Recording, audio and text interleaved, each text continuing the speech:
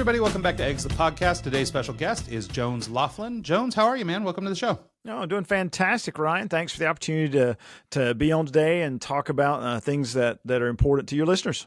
Absolutely. Looking forward to it. So let's maybe start at the beginning. Let's get a little bit of background on who you are and what you do. Sure, absolutely.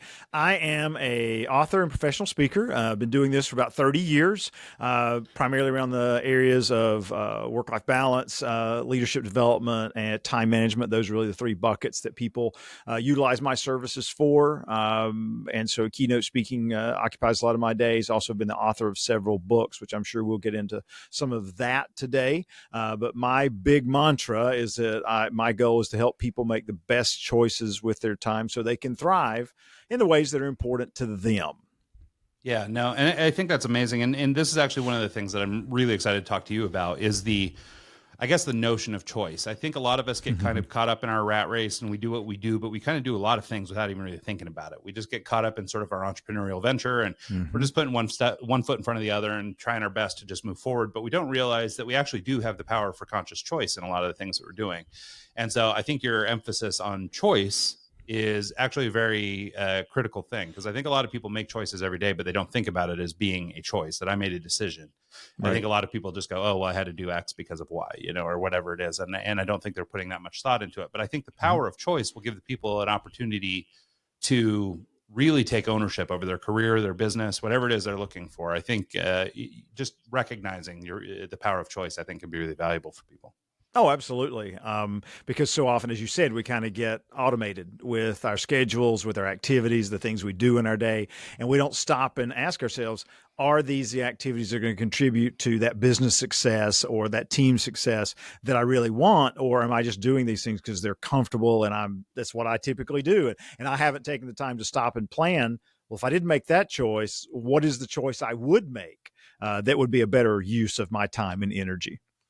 Yeah, so maybe let's dig in on choice a little bit, and let's maybe do it from the perspective of empowerment. So, a lot of the people who listen to this show are the whole full spectrum, from very successful CEOs and business leaders all the way down to just out of college, maybe trying to get started. Like, let's talk about choice in the frame of hey, you're a business person, you've decided basically to go forward in business at all. How can we maintain keeping choice, or, sort of, I guess, top of mind, and recognize that choice is a big part of our day? Yeah. I'll jump into one of my metaphors, Ryan, and because one of the things I do is I teach a lot from metaphors and analogies. One of them is that your work in life is like a three-ring circus, and that you have three rings, work ring, a self ring, a relationship ring. We can get into that if time allows. But one of the key parts of that metaphor is that you are the ringmaster of your circus. That doesn't mean you're in control of everything, but it does mean you are in control of certain parts of your day, your time, your energy. And so recognizing what you're the ringmaster of, I think, is critical, especially when you're deciding to move forward in business. Is what are those things that I can influence the outcome of with how I use my time and energy versus those things I have no control over or very little control over. And sometimes just stopping to ask ourselves that question, where can I be, a better ringmaster? Where can I be a better steward of my time to get the outcomes I want, is a place for people to start to make better choices with how they empower themselves and their teams in their business. Yeah, no, I love that. And this metaphor of the three-ring circus is really great too, because one thing I think it does particularly well that isn't maybe common in the way people talk about it, you mentioned work-life balance being one of the things that you talk about. And I think there was a period there where work-life balance became sort of a metaphor for being lazy. And it was like, hey, I need to have this time off, I've worked too much, and so it became really subjective. It was like, hey, man, I worked 4 hours today. It's a lot for me. I need some work-life balance here. I got to chill out, So I think it became a little bit of a pejorative for a little while, which was that a lot of these sort of business gurus and stuff were going into this discussion of life or work-life balance. But I think that, especially in the entrepreneur's journey, there's a lot of crossover between work and life. And, a lot of times if they're chasing a passion, life could be work, for example. Yeah. And so how do we, I guess, to stick on the theme of choice, how do we make the best choices to make sure that we're getting that work-life balance, maybe without becoming sort of the trope of, being the lazy guy or giving yourself permission to chill? Yeah. I love that. I love that question because I use the term work-life balance, and Ryan, I feel that term to me reminds me of when somebody says, hand me a Kleenex. Well, what they mean is a tissue, but Kleenex is just what we say, right? Sure. And so I think when we say work-life balance, I think that's the wrong term, but it's what we know it by. It's what we use. If I said work-life integration or work-life success, it holds different meaning. And so in your question about how do we maintain that, I talk about it's not about balance in your life. It's about being in the right ring at the right moment. So if you're an entrepreneur and you've got 4 hours in front of you in your workday, you know where you need to be. You need to be in that work ring. You don't need to be, doom scrolling on your phone or other device. You don't need to be working on other things. You need to be giving your full time and energy to whatever the task, the activity, the meetings that's going to, move your business forward. Now, when you have some discretionary time at the end of the day or at the beginning of the day, I think it's important to say, okay, right now is probably not a good time to be in my work ring. I need to be, working out, or I need to be taking a little time for myself to improve my personal wellness, my energy, so that when I jump back into the work ring, I'm ready. To tackle things more effectively. And when I'm not at work, what's my opportunity to be more engaged with the relationships in my life, my significant other, my children, my friends, my community, because all of those things give us the energy, physical, mental, and emotional, to be our best selves at work. But too often, entrepreneurs, they don't have balance. And I get that. I'm an entrepreneur myself. There are times you may have to have 18-hour days for work because you've got this project or something you got to get out the door. The key is when that project is over, or when you notice that you're beginning to have some discretionary time, what's the best use of that time that will renew that physical, mental, and emotional energy so that you can return to the work ring when it's time with that same level of passion and fervor that you had previously. Well, and that's the thing. And like looking at your sort of metaphor of the three ring circus, I mean, being an odd number, it's maybe difficult to see exactly how that balances. But I think that's kind of a good metaphor for life, right? So it's not 2 and 2 and we can split it right down the middle. It's real easy. Instead, there's kind of this middle ground where you're sort of, I don't know, if you squish those three rings together and it becomes kind of a Venn diagram, you've got like this middle area that's sort of the, today I had to work the 18-hour day, or you know what, this weekend I get to go with the family, or whatever it is.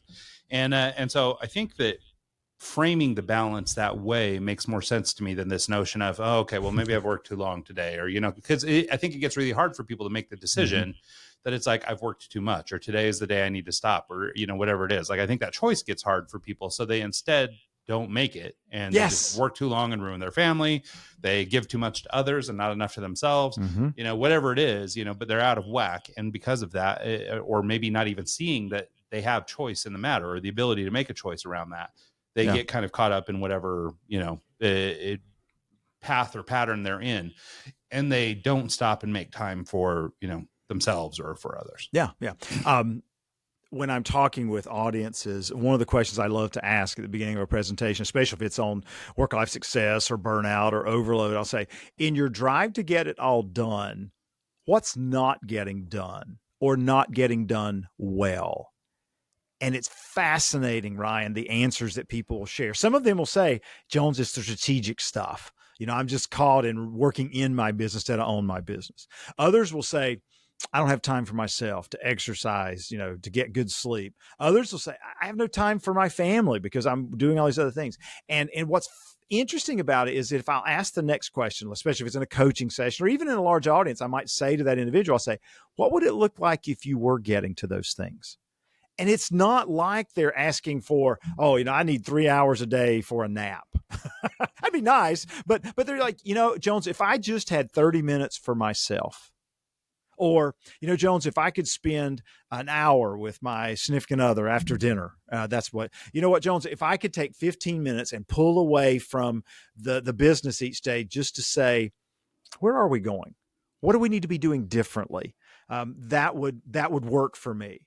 And then, Ryan, the great part is, then it's just a matter of plug and play. It's a process. Okay, let's start looking, using the circus analogy, let's start looking at your acts and your circus, the activities you've got, and what could you change? What could you take out? What could you do differently so that those types of activities started showing up in your day, in your week, so that you didn't feel so overwhelmed and you were making those choices, to your point, that are life-giving instead of life-draining.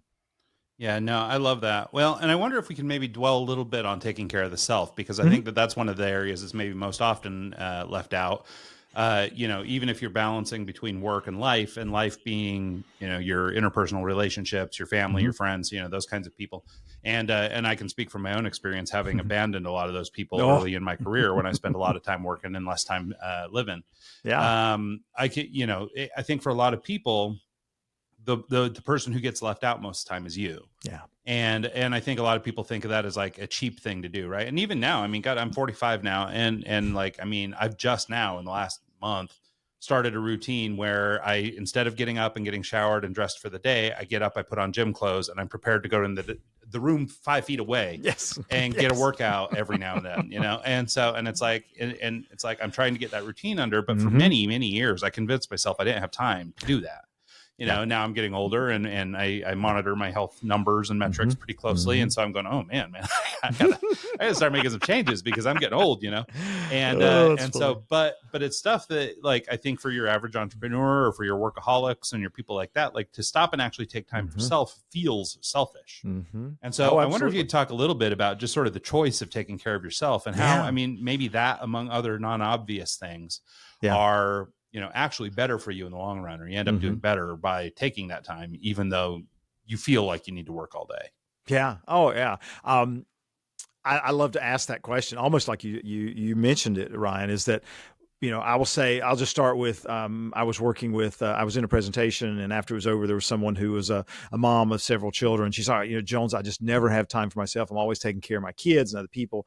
And I was talking to her about taking some time. Oh, I just can't, because, I got to be there for my kids. And I asked her this question. I said, how would you be a better mom if you took 15 minutes for yourself first thing each morning? She immediately said, I'd be more patient with my children.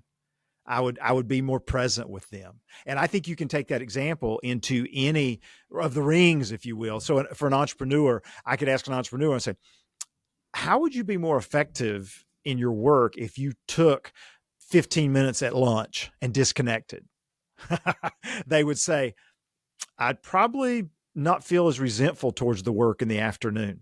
I would be more attentive. I wouldn't feel like it was just one more thing. And especially in the realm of creativity, we know any creative will tell you that, yeah, you're going to be deep into it for a while, but then you got to get away. Because that's when your mind makes those connections that it can't rationally make, and that's when some of your best ideas come up. Is when you disconnect, when you're exercising, when you're taking a walk outside. And so it's not just it is a self-care thing, but to me, it's also an opportunity to come up with the best ideas. I mean, I have to be creative in my work, and I don't get my best creative ideas sitting in front of my laptop or my computer or whatever. I get my best ideas, and I think, I need to think about that. And then I'll go walk outside for maybe, 15, 30 minutes, or, I'll just step away from it. But so much value to saying to yourself, I'm going to be of greater value to my business, my team, and my family if I were to look after me, because they need me to be at my best when I'm with them. Yeah. Well, and as a person who works in creative industry, I run a design agency. I mean, for us, I mean, like, obviously this creative example that you just used, hits close to home for me. Mm-hmm. And it's funny because I think of when I sit down at the computer, like, that's execution time. Like, the thought Yes. is Yes. done. Like, now I'm Yes. acting on the thought, right? So it's Mm-hmm. like we had the thought to build the website, or we had the thought to design the logo, or we had the thought for whatever. Mm-hmm. But now it's time to just do it. So now we're Mm-hmm. just executing on the idea, and we're dedicating all those resources, that, sort of the mental capacity, to Mm-hmm. development of the actual idea. But the thought was done in the shower or whatever, and Yeah. this is actually in agencies where they have so much trouble, is because you've got the bean counters on the front end, who are your client services and people like that, who are interfering with the customers and trying Yeah. to explain why they're charging so much.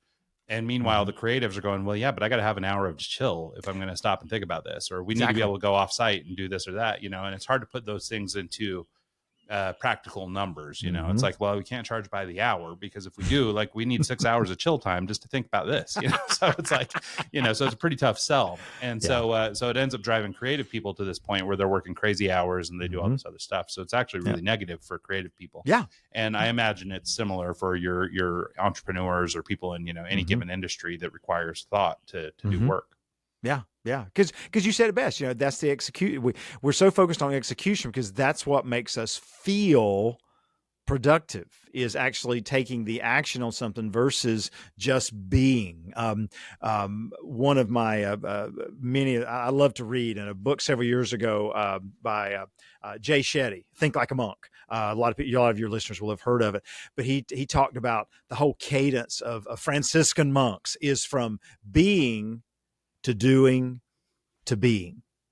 And he says, unfortunately, in our culture, in the West, it's all about doing, doing, doing, doing, doing. And then when we're exhausted, we'll be for just a couple minutes. Then let's go do it again. Yeah. But I love that, you know, starting from, okay, now I'm going to go execute a while. Now, after I've executed for a while, that's very draining. Now I'm going to step back and just be, whether that's, you know, taking time for yourself, personal renewal, those. Now I'm going to be more effective when I go back to the doing part again. Mm-hmm. Yeah. Yeah, it's interesting because it's kind of non-obvious, and there are a lot of these, you know, sort of business truths, I guess, that are non-obvious, and then when you do them, it's like, oh yeah, that kind of works. Exactly. You know, and so it's funny how that works. You know, we had a guest on the show last week, this guy Bob Berg, and Bob is behind this thing called the Go Giver movement. Yep. And in my conversation with him, we were talking about how, as an entrepreneur, I feel like I hit these invisible walls every now and then. Like, I'm a really good starter, but when it comes to actually getting this thing out into public or actually selling a product or whatever, like, I seem to hit this invisible barrier. And this is something I run into. I think other entrepreneurs can probably relate.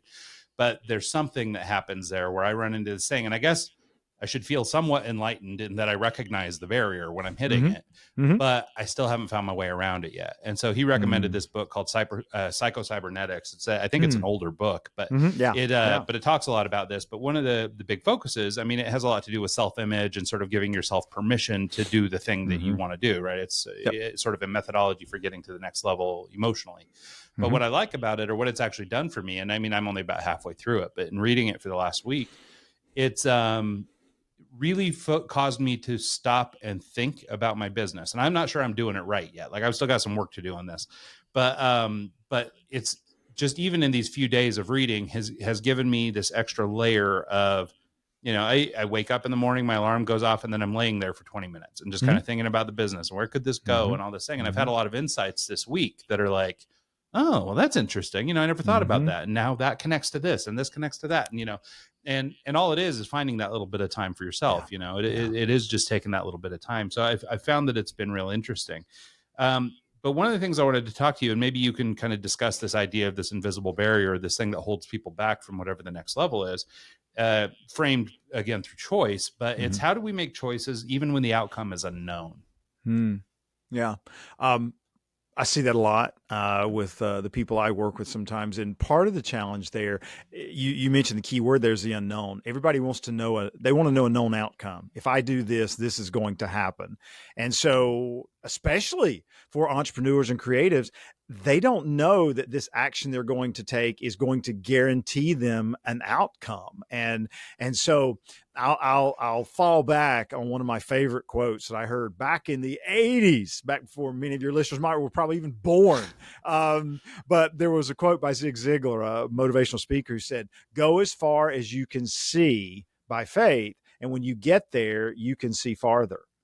And every time I'm stuck and I'm afraid to take that next step, I think about that quote, like, okay, what's the next step I can take? What can I do instead of what can't I do, or what is the outcome going to be? And I find there's always a next step to take. Maybe it's, okay, I need to ship this or send this rough draft out to someone, or I need to toss this idea to one of my trusted advisors to say, what do you think? There's always a next step. I think the challenge for many people is they just want to be able to choose step 15 when right now they need to choose step number 2.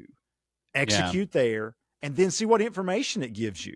And then once you have that information and that momentum, then you're going to be able to figure out what the next step is. Yeah. And like I say, this book has been helping me quite a bit with this. Cause like, I mean, this is, I mean, in my experience, so as a guy who began life as a freelance graphic designer and then basically had to add on to my skill set in order to become a more attractive graphic or freelancer over the years, I've learned a lot of things. So I became this kind of jack of all trades, and I'm really capable of doing a lot of stuff. So when it comes to these business ideas, I can get it branded, I can get the website built, I can get all these things done.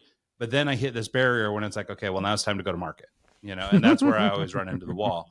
And so, but to your point, I do the things I can see, which is, the brand all the way through to actually ready to launch. Like we're on the launching pad already. And then I just kind of wash my hands of it and walk away, and I'm on to the next idea, and so I have a ton of these like false starts, that I call them. And it's just, but it's hitting that thing. And then I'm hopeful that through this book and some of the things that we've discussed already, this notion of maybe taking a little more time for myself, taking a little more time to think, because the problem is I just sit down and execute every day, so it's like, okay, well, I already know we need a website. I'll build the website. No problem. So we're on the way and we're doing that, but I'm not going, okay, well, why are we building the website? And what's the thing that's going to come after that? And who's going to buy this? And what are they going to pay for it? And it's like, there's all these other things, and when I stop and I start to think about it logically, most of the answers start to come. Right. And I go to your point and using Zig. And I love that you use Zig Ziglar, because I used to work for this guy named Don Aslett, who's the world's #1 cleaning expert. And he was a big Zig Ziglar guy when he was a young man. And so Zig's a cool one that you used. But the point is that, being able to identify the next step comes with taking that time to think about it. So whether you see that as thinking, whether you put that in your self bucket, which is you taking time to just be in your own head, or if you consider that work, and part of your work should be allowed to sit and think about work and what you want to do with work, I think a lot of the answers will start to present themselves. And maybe there shouldn't be so much pressure on trying to make the snap decision, but rather making the choice to spend time on those things and live with them a little bit. And then like sort of the next batch of choices will come a little more easily. Yeah. Giving yourself time to think is just, in fact, Juliet Funt, talk about books for a moment, A Minute to Think.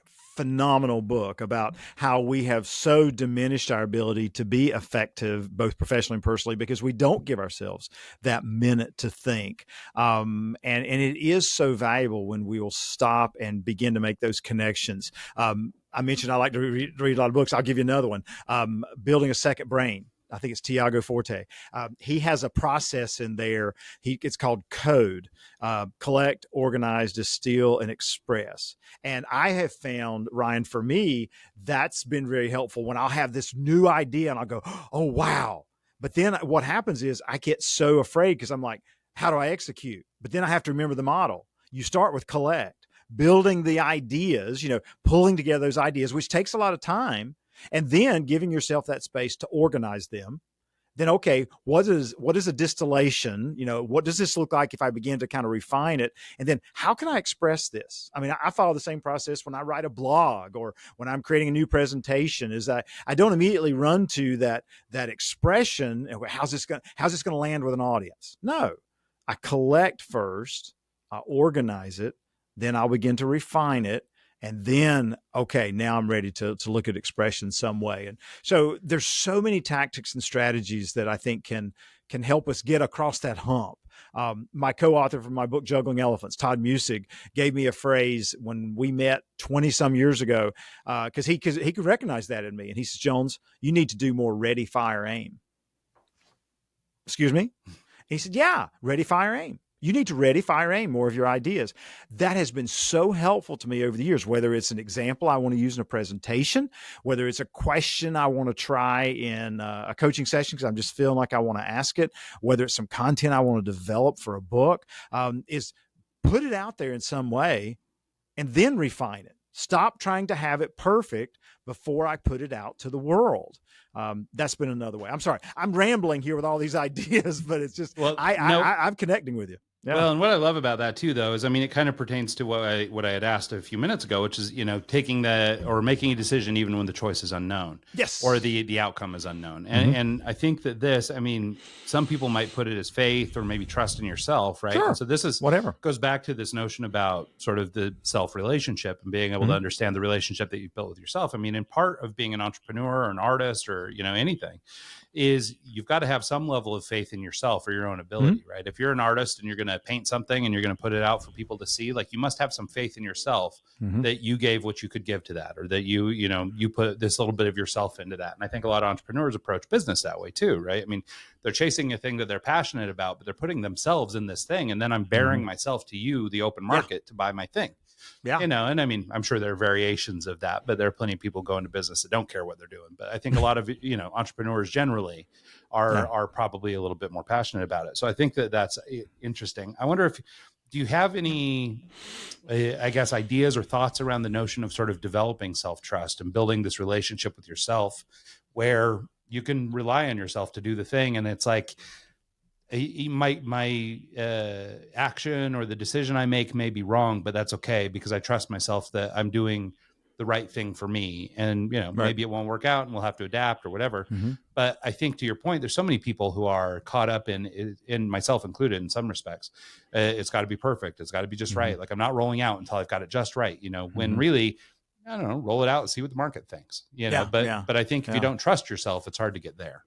Yeah, that's true. You have to, and I think that goes back to that space you talk about of reflection is, when is a time that you took a step into the unknown and you won or you learned something. And we all have those moments, Ryan, when we have been courageous enough to say, I'm going to try this. And maybe we didn't get the outcome we wanted, but we learned something. What did you learn from that? Okay, now what can you use in this next situation with that learning that you just got? But if you don't ever take that step, you're never going to learn. There's a whole thing I saw in USA Today many years ago about small businesses and how to help them succeed, because small businesses, of course, as your listeners would say, are afraid of failing.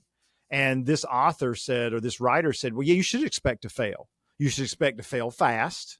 In other words, get your ideas to market quickly, see, get feedback. You should fail forward, meaning that when you try something, what did it move forward that you now can take another step on? You should fail smart. In other words, what can you learn from that failure? Fail cheap. Okay, that's one of my personal favorites. Is that if you're gonna try an idea, don't just go all in with that idea. How can you move it forward in an inexpensive way to test it, and then finally fail with integrity?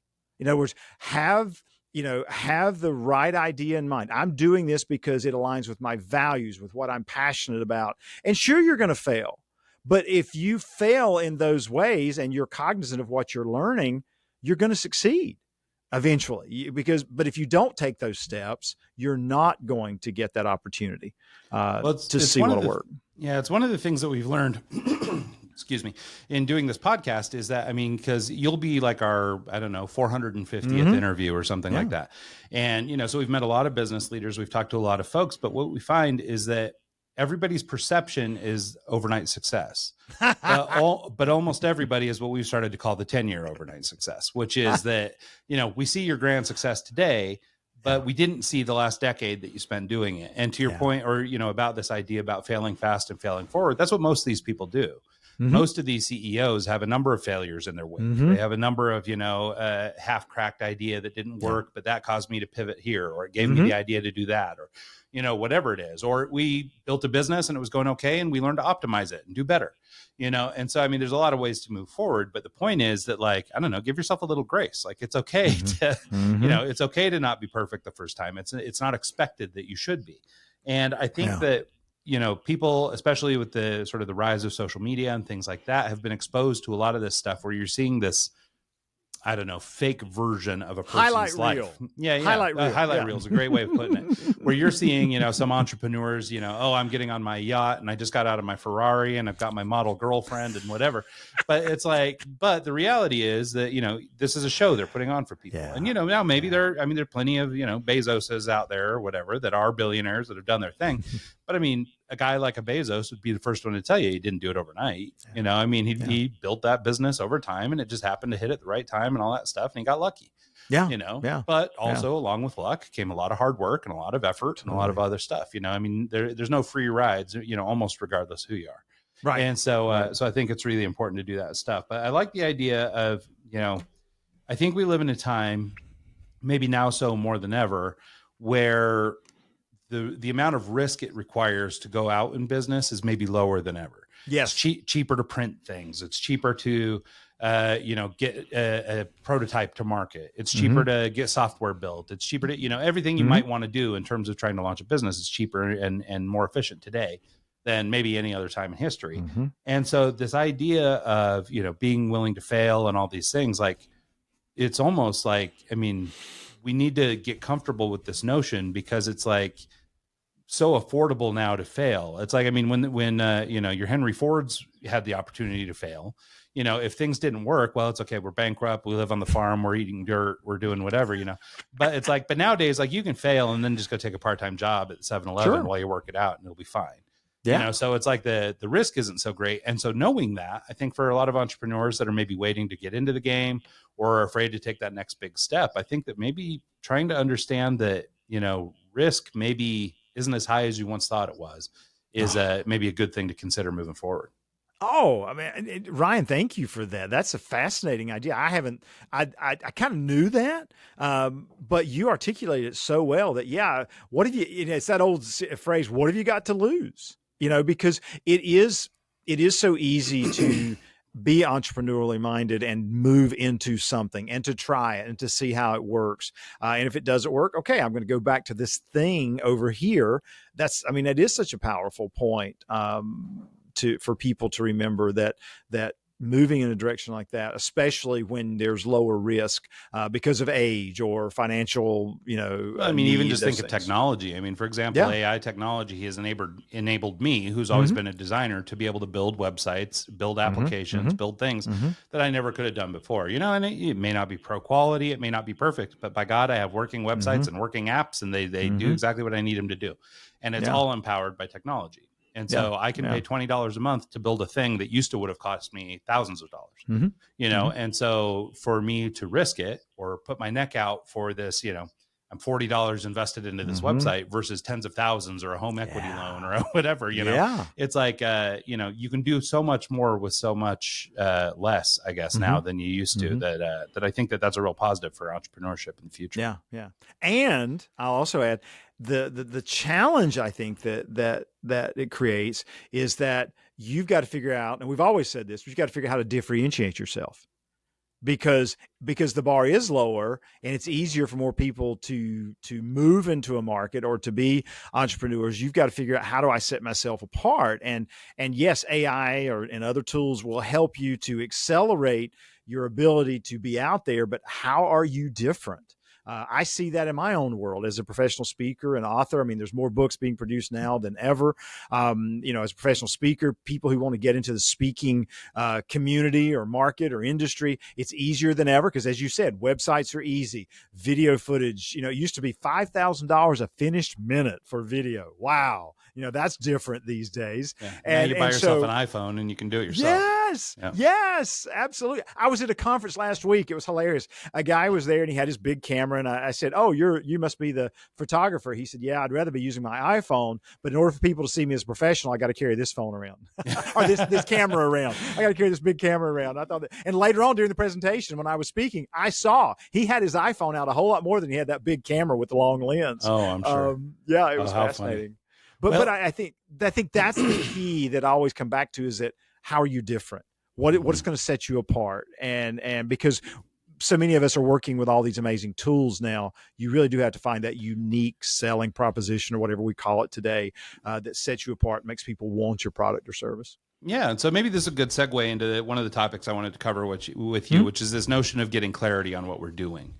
I think you do a little bit of speaking on this, and I think in your coaching in particular, you might help people focus on this. And I can speak again as a scatterbrain creative, that pinning down the goal or the target has always been a challenge for me, and trying to understand what it is that I actually want to do.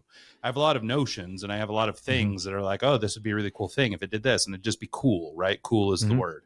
But it's like, okay, that's cool, but where are you actually going with this? Where's the target? And it's easy to get to San Diego if you can look at a map and figure out where San Diego is. But if you just say, hey, I'm going to San Diego, and you're sitting, I don't know, in a mountain pass somewhere, and you don't look at a map, it's like, okay, well, well, where is that? And so I think one of the things that struggles, and as we're pivoting off of risk reduction and faith in ourselves and being able to make good decisions, it seems like maybe getting clarity around what we're doing could be a really strong topic, or maybe something to focus on. I wonder if you talk a little bit about that. Absolutely. It's of critical importance. In fact, it's a big piece of my newest book, which came out in January, which is called Focused as a Bee. That's why I'm dressed the way I am today. For those who might actually be listening on the audio version. But the whole idea of outcomes and aligning the stuff you're doing today, this week, this month, this year, with the outcomes you want, I think is of critical importance. And I think it starts. I hate to be a broken record, but I think it starts with giving yourself that space to ask yourself that question. What's the outcome I want? I mean, the second half of the year, we've just started the second half of the year. And so I did some goal reflection on my goals yesterday. And because I was thinking about, okay, what do I want the second half of this year to look like? And I had to not just say, here are my goals, but I say, what's the outcome I want from the second half of the year? And I wrote down things like, I want to be successful. I want to be at peace. I want to be in better shape. And so then I started making some notes about, okay, well, in order to have that, what have I got to do? What are the choices I've got to make each day to get to that outcome? And so I think, a place to start for anyone who's listening is, well, Jones, I just don't really know what I want. I feel like, Ryan said, I'm a scattered creative as well, is that ask yourself that question. What's the outcome you want from this year? What would cause you to look back on 2025 and go, wow, that was a great year? What would happen? What would you be? How would you be if those things were, if you were to achieve those things? And I think if we get serious with ourselves, asking those questions, and then maybe even talk it through with a trusted friend. Of course, part of my world, I'm a professional coach. I coach, executives, middle managers, and other people. And you don't have to hire a coach, but find somebody to say, hey, me. Here's what I'm thinking I'd like to accomplish, in the next 6 months. Does that sound like me? What do you think? And they're probably going to look at you and they're going, what do you think? Does that get you excited? Does it motivate you to get out of bed and go do the things that you want to do? And if you say, well, not really, well, I think you better go back to the drawing board and start writing again. I think it all starts with that pulling away from the hamster wheel of the day and asking yourself some very pointed questions and sitting with those answers, I think is key. Yeah, no, I think that's right. And it's funny because you say, oh, I don't want to be a broken record. And what's really funny in, hundreds and hundreds of hours of these interviews, what we found is that, really, like, the core truths are the core truths, and I think that the way that, maybe a person, and this is what's really beautiful about people like you who are public speaking and writing books on the matter, is like, you're not inventing the truth, but the way that you position the truth might be the way that it hits me, or the way that it connects with a listener or a reader or whomever. And so I think that that's what's so cool here, is that if people really distill down what they need to do with their lives or what they're trying to do in their business or whatever, it really does just come down to this clarity. And the way you get this clarity is by spending time with self. And by the way, it's like, it's like, but the truth is just this core nugget, and you probably could have got it in biblical times, but it's like, exactly. but somebody today said it in a way that resonates with you. And that's how it works. Right. We all have favorite authors and things like that who said things a certain way, and that clicked with us. To bring back the aforementioned Bob Berg, he has this phrase that's, people do business with folks that they know, like, and trust, and I've used that phrase in my business since I was 19. Wow. Some radio executive I knew years and years and years ago mentioned that to me, and it stuck with me, just the way that it was phrased, just like that. So when I had the opportunity to meet Bob, I was just like, oh my God, dude, like, you've been a part of my business all these years. And it's like, and it's not that it's, he didn't invent that idea. He didn't lots of people have articulated something similar. He just said it in a way that resonated with me.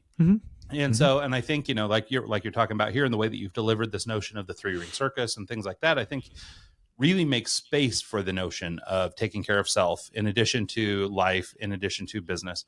And I think that gives people, I don't know, a framework to work within. So maybe if it hadn't clicked for them before, maybe it will now. And, as we get to some of these other questions that we've asked, and maybe we put the cart ahead of the horse a little bit and asking questions about, dodging the unknown and things like that. A lot of that comes from the clarity that comes from the time spent with self. Yeah. whether that's in the frame of business or in the ring of self-care or in the ring of even family time and talking to friends and trusted individuals. This is that core nugget there is the thing, and it unlocks all the things we've been talking about. So I think it's kind of interesting how that happens. Yeah. One of the things I want to talk about, so your book, Focused as a Bee, obviously it's a play off of the busy as a bee. That's and we touched on this earlier. You mentioned it, and I actually made a note here to go back to it, was this idea of feeling productive. There's a lot of people today that spend a lot of time doing a lot of things. And again, we've tiptoed around all the ideas around lack of clarity and things like that. But one of the things that happens is we get caught up doing the things we're doing and we feel like we're doing something, like it feels productive. I mean, it's like even doom scrolling on Twitter or whatever. It feels like you're doing something. Yeah. Oh yeah, no, I'm flipping and I'm responding and I'm, saying something terrible to somebody I don't know, like all the things that people do. And it's, but at the end of the day, it feels like I've done something. I've contributed to something in some way. Yeah. And so this feeling of busyness, I think, is something that people get addicted to. And to use the example you used earlier around the, thinking like a monk, we do in Western culture, especially. And, I'm going out to Spain here in a couple of weeks, and they don't do it that way. And the first time I went out there years and years ago, that was maybe the most impactful moment for me, because at the time I was working for an ad agency and I was running my business. So between those two things, I was working from 7 a.m. to 2 a.m. Wow. I did that for 5 years. And, but stuff comes at the expense of that. You don't spend as much time with family. You don't spend any time with friends, things like that. So like now, like my social group is smaller and the people I see is more, are more infrequent. And, so that dedication cost me a lot of time, but boy, did I feel like I was getting a lot done, and now in retrospect, I'm going, man, I wish I had spent more time on those things. Because now as an older person, I'm going, well, crap, I should have spent more time building those relationships and having those friends. Now I'd have someone to go golfing with. And so it's kind of an interesting thing how the busyness bug here in the States, especially, and even more so maybe in the entrepreneurial community, for a long time was sort of applauded by people. It was this, who could work longer, who could spend more hours, who could do this and that. And that's kind of how you got your little gold star. But I wonder if you talk about, maybe to use your book as a good reference, focusing rather than just being busy. Sure. In the book and in my presentation as well, I talk, presentation is probably the place I really zero in on this idea of honeybees, and how honeybees, every action they take is toward the desired outcome of a healthy hive, of replicating, the colony for the future. And in other words, as a beekeeper for the past 6 years, I can look at the activity that any bee within that hive is engaging in or coming into the hive, and I can go, I know why it's doing that. Now, it may take me a while to figure it out because I'm like, well, that seems kind of strange. But every action that every bee takes is aligned toward the outcomes they want. And then I'll ask my audiences sometimes, I'll say, okay, on a scale of 1 to 10, how aligned would you say the actions you take each day are with the outcomes you're looking for? And you can tell people are getting uncomfortable because they know it's not 10. On a scale of 1 to 10, it might be a 6 or a 7. And part of the challenge is they haven't stopped to say, what's the outcome I want? What is it I'm all this work, what am I working toward? And in fact, I even mix metaphors and use those 3 rings we talked about earlier. And I was thinking, rate yourself in your 3 rings. Rate yourself for work, rate yourself for your self-ring, rate yourself for relationships. How aligned are the activities you're choosing with the outcomes you want? And then as people get their answer, I say, okay, if you were to move that number up 2, let's say you gave yourself a 5 in the work ring, what would you be doing if it were a 7? And people can immediately tell me, oh, you know what, I'd be investing more time in developing a certain team member, or I'd be looking at new products versus trying to hang on to the ones I'm currently marketing or selling or producing, that type of thing. It all goes back to thinking about what's the outcome I want and then aligning those outcomes. And that's not new. Going back to your idea, what did Covey say? Begin with the end in mind. Same concept. It's just shared a little different way. But I think that's where people need to start. What's the outcome I want from today, this week, this month, this year, my life? And then what are the activities that'll get me there?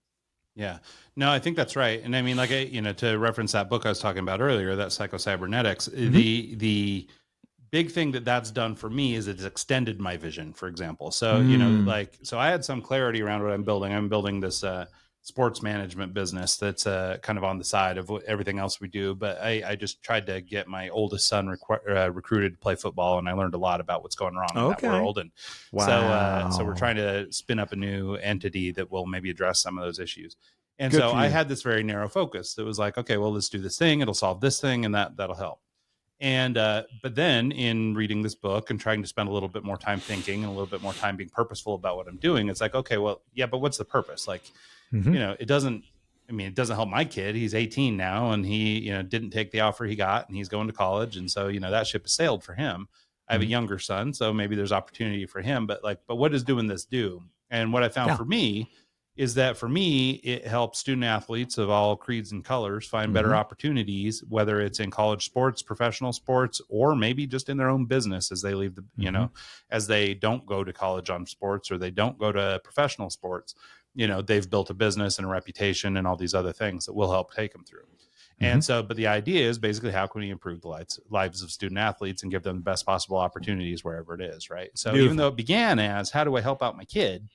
Like the grander scheme of it has started to be on or revealed to me a little bit and taking a little more time, all the way down to, really far out down the road kinds of things where it's like, well, could we build this like mega facility that tracked everyone's data, did all this, and it's like, but it's gone maybe a little haywire. Like maybe I got to rein it in a little bit, but at the end of the day, the notion is the same. It's like, how can we help student athletes to get more out of their career, whether it's in sports or just in life beyond? And, and so for me, that's a nice little mission, that's a good thing for a lot of kids and a lot of people, and hopefully it'll help them out. And, but initially it was like, well, let's start with personal branding and stuff, because I own a marketing agency and we can do design work easy. And, this is a nice little bridge. And, and so, so it started out as being very product focused, and it's evolved to being much more people focused. And that all came through taking more time, thinking about it. And I think it's interesting too, is you, even just to use your 3-ring circus metaphor, 2 of the 3 things aren't work. You know what I mean? Yeah. Like, and I think that's probably a good metaphor, a good indicator for like how much time you should be spending on life. And I think that for a lot of people who may be chasing a passion, I think that there probably is more life in your work than you realize. Back to talking about squishing those together and making a little metaphor or a little Venn diagram of things. That it seems like that sweet spot between the 3 is probably where you find your most success. Yeah. Yeah, absolutely. And because all 3 of them, you're nourishing your energy from all 3 of those rings at that point. And finding that, I think, is really critical, Ryan. And I love what you talked about with you could just tell your passion as you talked about it. I could see or I could hear the number of words per second picking up a little bit when you figured out what it was that was driving you to want to create this thing. You thought it was this, it's not, but you're still interested in doing it. You're passionate about doing it. I have some activities that I used to engage in with my daughters, and I used to have some things I used to do in my work that I don't do anymore. And because I had to say to myself, what's driving you to do those things? Well, the activities with my daughters, I'm like, well, because I did them with my daughters. Well, are you really excited about doing them? No. Well, then why are you still doing them? Because you're not doing it with your daughters anymore. And I'm like, okay, yeah, I shouldn't be doing some of those things. Same thing at work. There's certain things that I'm not passionate about related to work anymore. And I need to stop those things. I need to leave those things so that I can focus my energy and my passion in those areas that I'm most passionate about in my work. Yeah, no, I think that's right.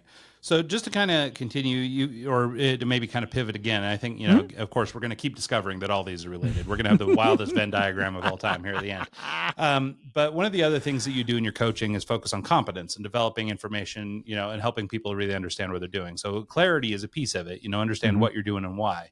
But competence, is at least the way that I'm taking it. Is, actually taking the time to do some research, develop a little knowledge, become an expert in the space and so on. I wonder if you just take a minute and talk about sort of competence in the way that you coach it. Yeah. Yeah. What I would do, let's say that I'm coaching a manager who wants to get more effective in working with their team in some way. I can ask that manager, what are those things that you want to be able to do well to be successful as a manager? And they can usually identify 3 or 4 key areas. And Ryan, I'm sorry, there's no silver bullet here. I will say to them, how do you think you could improve at those things, or what are the steps you think it would take to improve with those things? People know it is, you know what, if I took a minute to stop and think before I respond to that team member, okay, how do we practice that?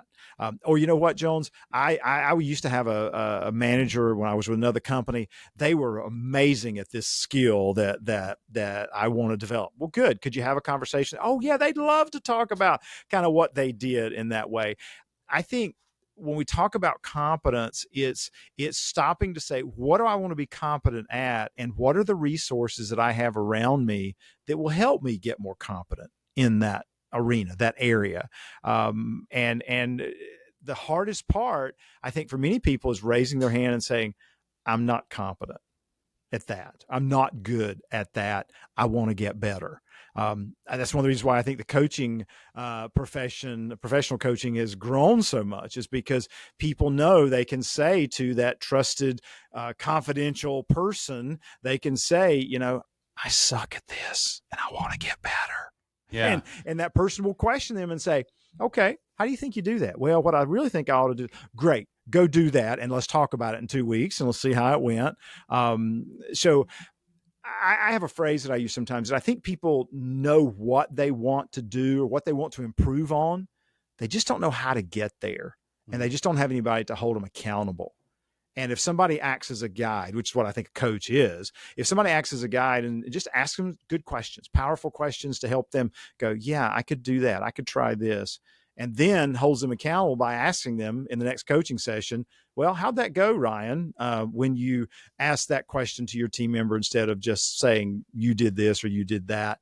That's what I think helps people develop that sustainable competence in something. That's right. And what I like too about the way you laid that out is competence doesn't equal intelligence. It doesn't mean you're not Correct. smart. It doesn't mean that you're not Bingo. capable. It doesn't mean that you're not, any of these other traits, but what it means is maybe I don't have a complete understanding of this thing, or like what I had written down here while you were talking is, how do we know what we don't know? Yeah. It's like, maybe it requires a coach. Maybe it requires a friend. Maybe it requires a mentor. Maybe it's, some random stranger that you like their business. You want to ask them a question. Yeah. But that awareness, I guess, and even to use my own example, to be a little horn tooty myself, knowing that there's this invisible barrier that I'm running into is helping me even formulate the thoughts that, okay, well, I should be asking people, how do I get through this thing?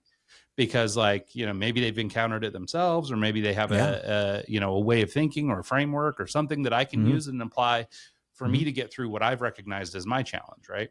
And so, and I don't think I'm less than, or that I'm not capable or smart or, whatever, but I can recognize that this is somewhere where I'm short, and maybe I need to bring in a partner. Maybe I need to do it myself. Maybe I don't, but like having the, I guess, conversation with somebody, I think goes a long way.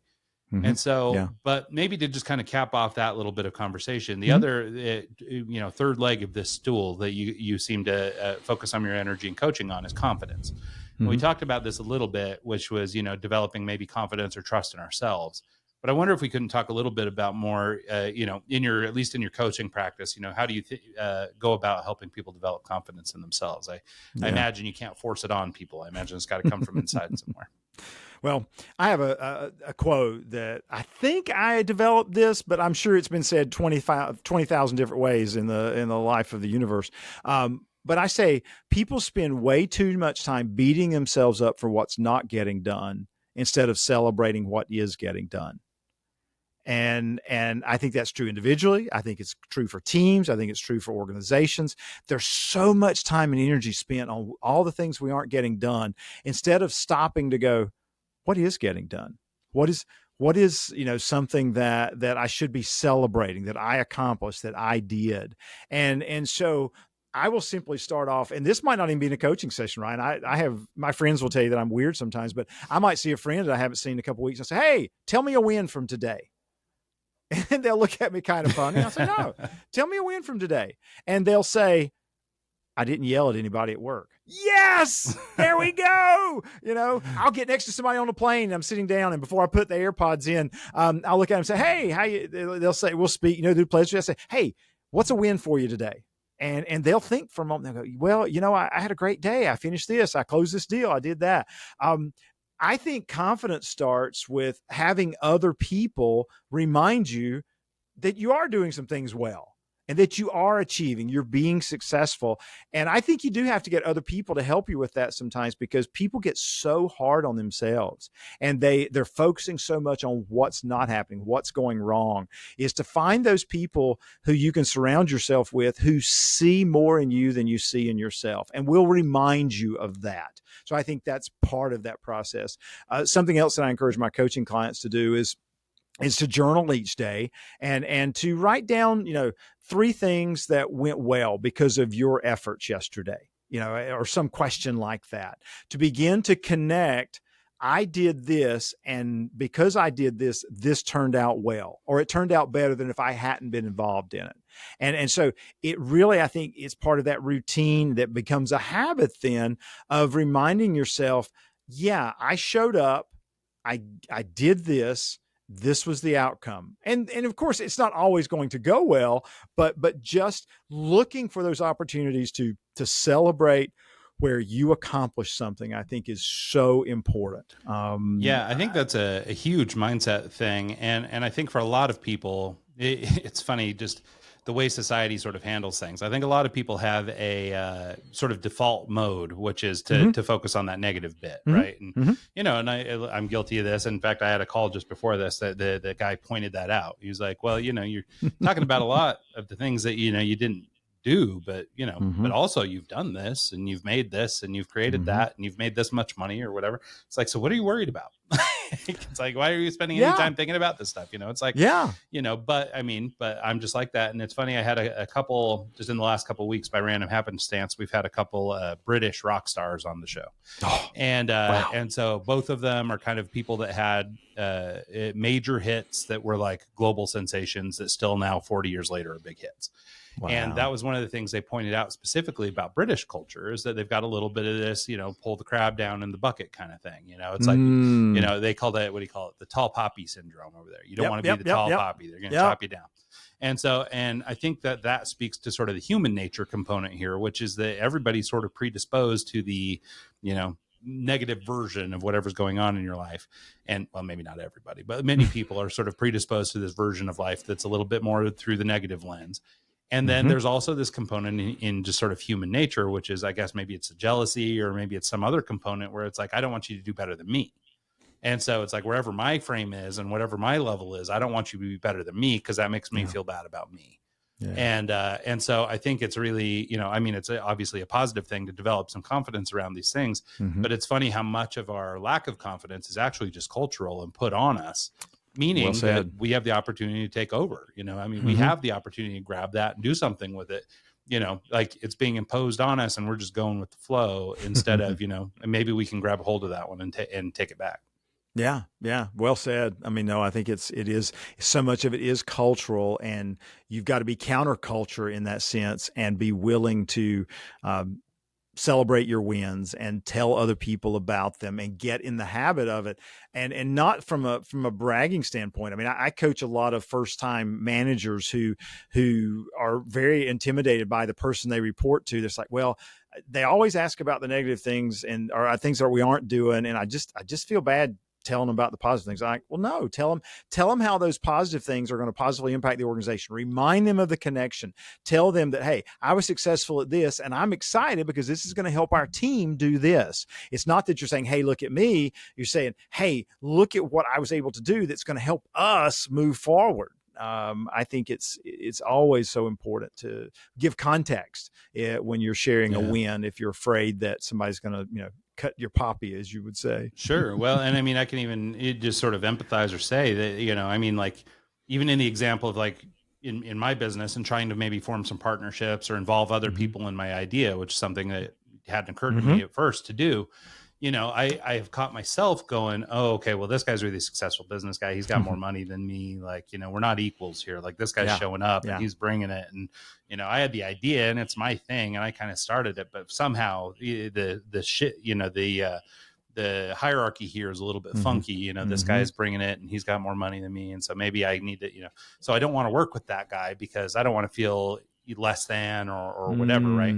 And so to this notion of confidence, it's like, well, no, like, they are interested in your idea because you've included them in your idea. Like they may have success on their own or whatever, but here in this venture, Like, I mean, I guess short of them putting money in or something, but I mean, if you're just involving somebody like in maybe a mentorship capacity or something, it's like, no, you guys are like same level here. Like you both have interest in doing this thing. It's both day one for both of you. Like, you're everything before this doesn't matter, and so you can maybe allow yourself to have some confidence in these kinds of things, because it's these petty things that end up causing, maybe you don't get the best help because you don't want to be second fiddle to the guy with the millions in the bank, or you don't want to, I mean, whatever other business example you can come up with, but I think there's plenty of examples where an individual's lack of confidence changes the choice, to go back to the top of the podcast here and you go back to choice.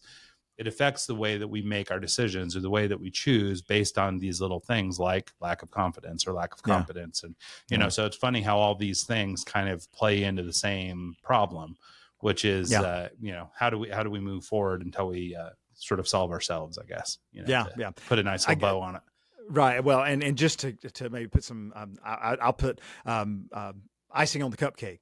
We'll put it that way. Is a few years ago when I was first getting into professional coaching, I read the book, The Prosperous Coach. Great book about a coach who's wildly successful. And it was interesting because he said one of the problems that new coaches have, is being willing to speak up and say, I'm a coach and I can help you. I mean, that's the ultimate in confidence, right? Is being able to say, I believe I can help you move forward in the ways that are important to you. And he said that one of the ways he overcame that was when his friends would be talking about something that it sounded like, some coaching would help with that. Or if he was at a business meeting, he would simply say to them, I'd love to help. I'd love to help with that. And he said they would say, oh, well, thank you, Joe or John, whoever guy wrote the book. And he'd say, well, what do you mean by that? And he'd say, well, I do some coaching and I'd love to see if I can help you with that. To me, that's the ultimate in confidence, is when you can say, I'd love to help with that. I'd love to partner with you. I'd love to explore that idea further. And you should, because for the very reasons you just mentioned, Ryan, we've got all these talents, abilities, experiences that have helped us be this amazing individual who has much to offer, whether it's a British rock star or whether it's an entrepreneur just starting out. We got to be willing to bring that to the table and stand up for ourselves so that we can move forward, with our businesses or our lives in a way that aligns with our goals and our outcomes. Yeah. Well, and I think to tie that back to Bob Burg's thing, the whole notion is that you give more of yourself than you take. And it does require a little bit of confidence. You do need to do that, but also it's also just a little bit human. You just sort of are willing to give, and you're willing to be kind, and you're willing to be generous, and you're willing to do all these different things. And maybe that requires a little bit of confidence, but it also requires working on yourself and being in a spot where you're able to give just emotionally, whether it's anything else, or whether it has to deal with, other life balance that you're trying to build in, taking care of your family, your friends, your neighbors, et cetera, or just being a good steward in your business, taking care of your employees and whatever else. So I think that, to take it full circle, I think we nailed it. Go team. I love it. Well, hey, Jones, we are getting to the end of the hour. Let's, where can people reach out to you, learn more about the new book, if they want to maybe talk to you about speaking or any other capacity of doing work with you? Yeah, thanks for that, Ryan. First place I would invite your listeners to go to is actually LinkedIn. Look me up on LinkedIn. Just type in Jones Loflin in your search box, and I come up. I put content out pretty much every day at LinkedIn around some of the same kinds of things we talked about today. And I just welcome the opportunity to connect on LinkedIn, because then I get to see what you're doing in your world and see what opportunities might be for us to partner in some way. And if there's something that you need as an entrepreneur and you say, hey, Jones, anybody in your network who might can help with that, then I get that opportunity to connect folks. I love those opportunities. Of course, they can go to Amazon.com and type in my name and see any of the books that I've written there, or my website, jonesloflin.com. But those would be three of the places, Ryan, that I would suggest that they start. Awesome. That's great. And just for people's reference, it's Loflin, Loflin, not the long, many extra letters version. So it's nice and easy to find it. Just Jones Loflin, Jones Loflin. And so, well, thank you so much, Jones. It's been awesome. Great conversation. Really good to get to know you. And I think we had a lot of value for the listeners today. Thanks so much. Thank you, Ryan, and thanks for the work that you and Mike are doing to help us all be more effective in our businesses. I appreciate it. Absolutely. And thanks so much to everybody who tunes in the show this week and every week. And see you next time.